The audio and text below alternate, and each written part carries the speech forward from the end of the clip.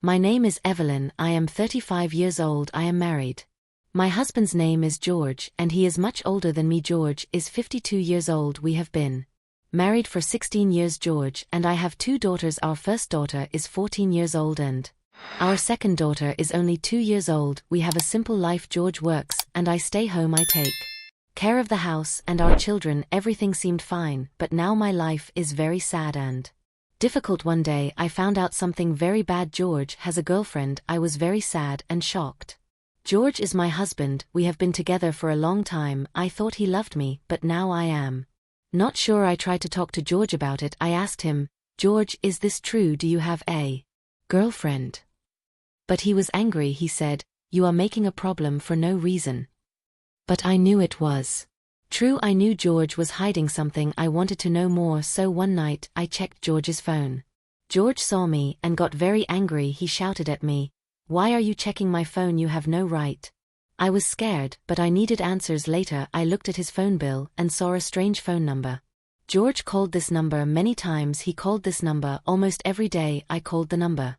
A woman answered. She was George's girlfriend. She is the same age as me, has a daughter, and is also married. She told me, it is not my problem if my husband finds out.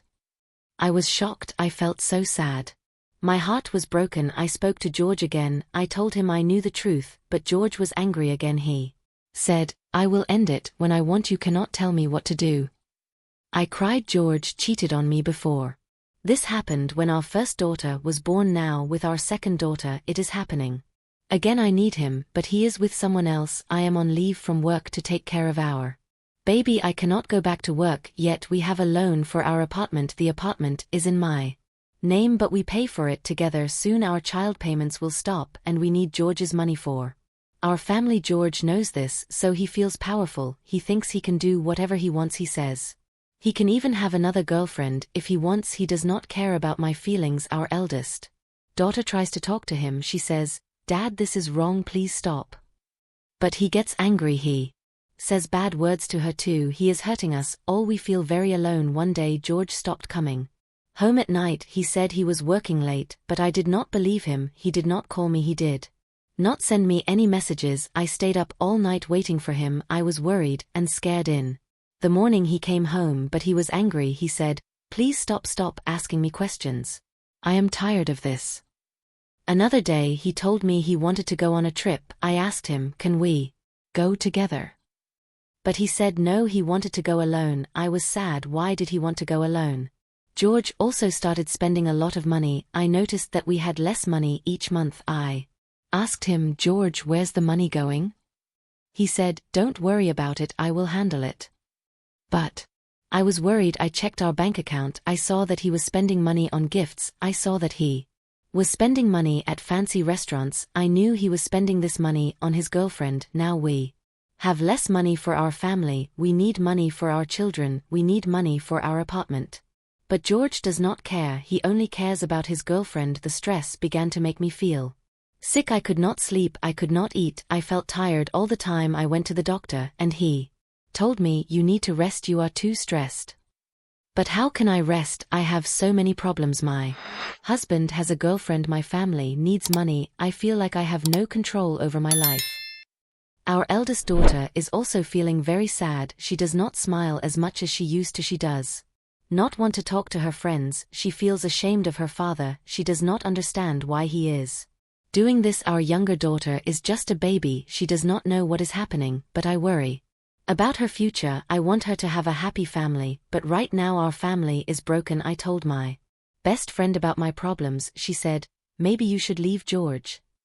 But I feel stuck. I cannot leave him because we need him. I cannot take care of the children alone. I have no job right now. I need his help. My family also told me to be strong. They said, maybe George will change. Maybe he will come back to you, but I am not sure. I am afraid that he will never change. I am afraid that he will always choose his girlfriend over us. I don't know what to do. I am sad and feel very weak. I still love George even with all this pain. I want him to come back to our family. I want him to remember us. I want him to leave his girlfriend, but I don't know if this will happen. I feel lost. One evening I was making dinner. I waited for my husband George to come home. I wanted to make this marriage work.